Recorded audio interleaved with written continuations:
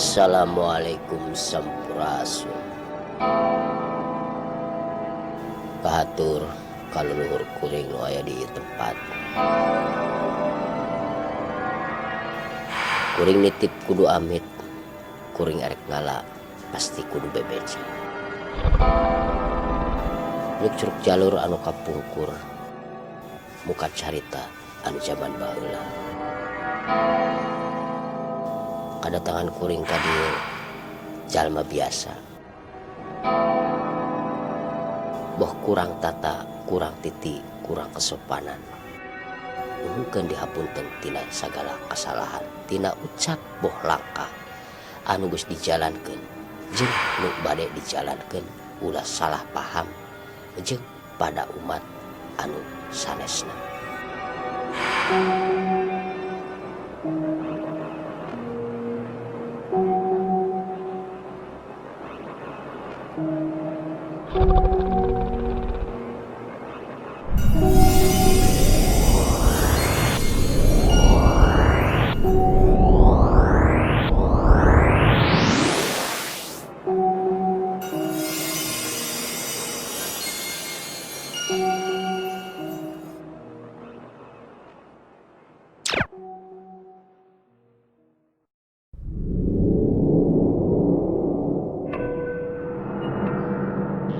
Berdirinya kerajaan Majapahit terlahir pada hari penobatan Raden Wijaya sebagai raja yang pertama dan bertahta pada tahun 1293 hingga 1309 dengan gelar Kertarajasa Jayawardana atau lengkapnya Naraya Sang Ramawijaya Sri Maharaja Kertarajasa Jayawardana.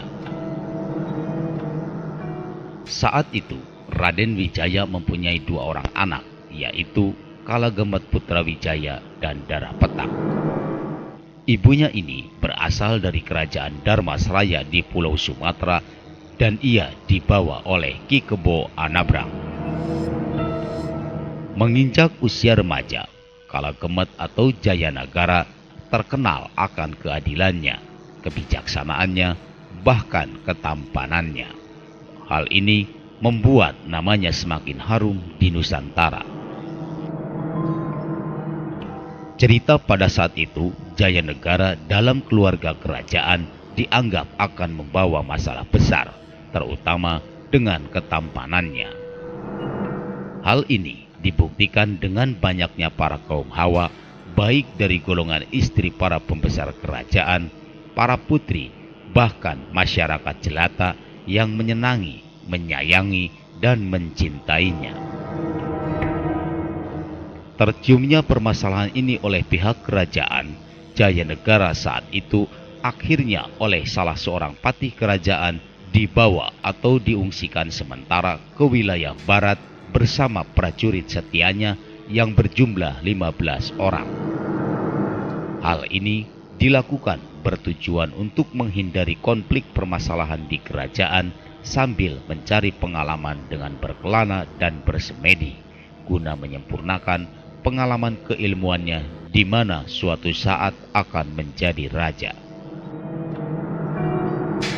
Untuk memuluskan perjalanannya, Jayanegara agar tidak diketahui oleh masyarakat banyak saat itu menitipkan dan melepaskan pakaian kerajaannya di Cirebon. Jadi pertama istilah datangna atau istilah singgahna di wilayah Cirebon, Jayanegara itu takut masih ketahuan oleh pihak kerajaannya di pihak kerajaannya. Nah, dia itu sempat melocoti atau membuka bajunya supaya tidak diketahui oleh pihak kerajaan. Dia itu membuka bajunya di wilayah Cirebon. Nah, setelah dilocoti tersebut, Jayanegara barulah pindah ke Tatar Sundanya di wilayah Mindi.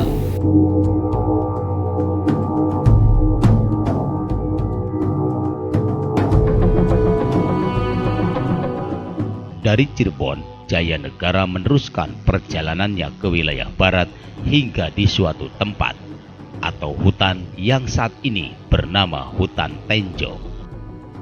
datang nati Cirebon teh ternyata Kak Mindi teh aya tempat singgah teh tempat bersemedina Raja Jaya Negara tersebut di Leuweung Tenjo. Kenapa? Karena pohon tersebut tatangkalannya memang gede, jangkung, bisa ngadele ka wilayah Cirebon, posisi bising aya di mata-matai ti pihak kerajaanna. Awal sebelum ada desa mah tempat teh persinggahan bersemedinya Raja Jaya Negara.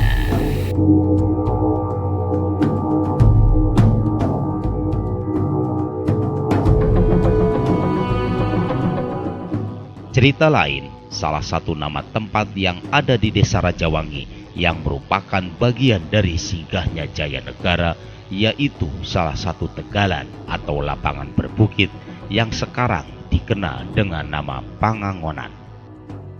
Nah, di Mindi, jadi si Raja teh tempat bersemedi memang di Mindi. Jadi jalan-jalan teh sok ka Pangangonan.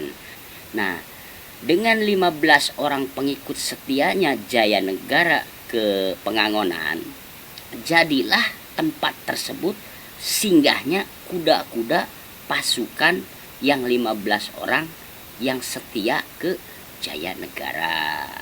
Nah, sampai sekarang beredarnya yaitu tetap masih Pangangonan, aran di wilayah Pangangonan Rajawangi.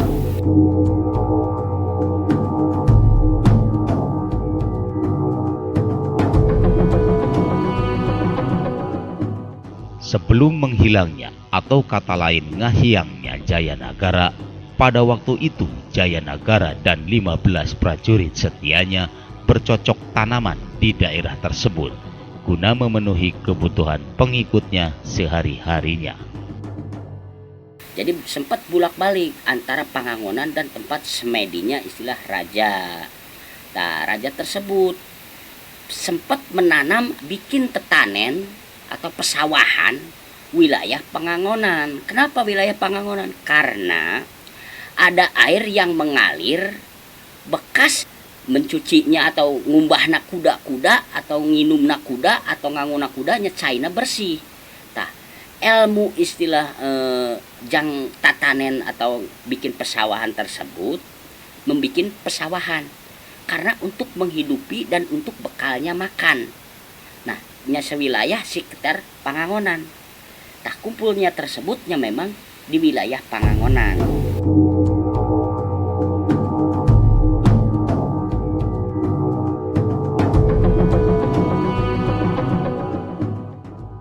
Sedangkan dekat daerah yang saat ini disebut Pangangonan tersebut, secara lain ada yang namanya situs Batu Tungku.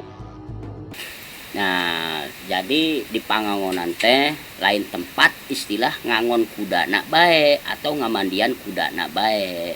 Tah, nu 15 pasukan istilah bawa raja teh nya sempat istilah lamun bahasa urang mah ngieun paraginah hercai nyangu.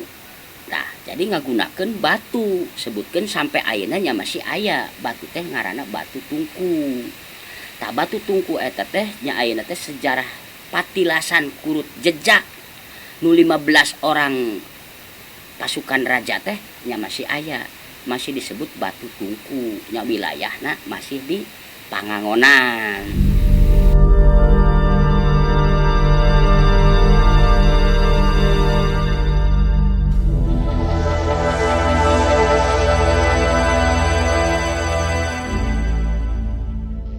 Sedangkan petilasan Buyut Bekel saat ini dahulunya termasuk wilayah Pangangonan. Dan disinilah suatu tempat yang dipercaya adanya asal-usul nama Rajawangi, dikarenakan tempat menghilangnya atau ngahiangnya Jaya Negara pada waktu itu untuk kembali memimpin kerajaan di Majapahit.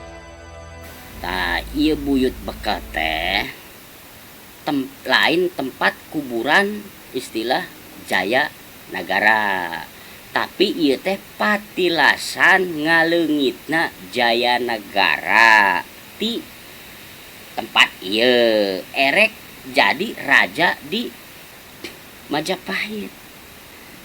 Kewajiban orang sebagai masyarakat Rajawangi wajib mupusti tapi ulah migusti. Karena buyut bekal bersejarah kanggo orang Rajawangi. Jadi wajib orang mupusti tapi ulah sampai migusti. Eta versi diri abdi. Masalah istilah keyakinan mah tergantung masing-masing keyakinan.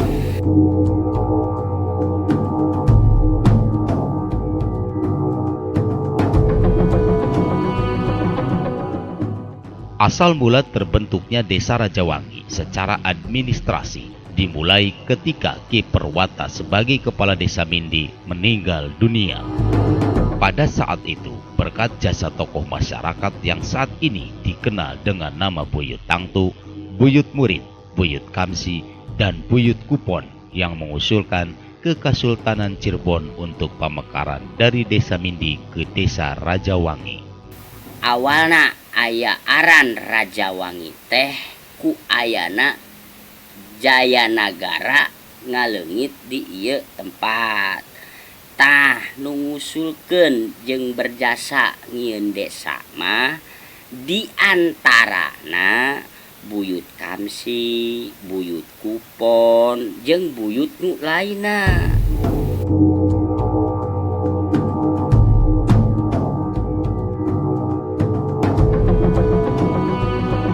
Bermula dari tempat bersemedi tersebut, disitulah cikal bakal nama sebuah pedukuhan atau Desa Mindi dan Rajawangi saat ini.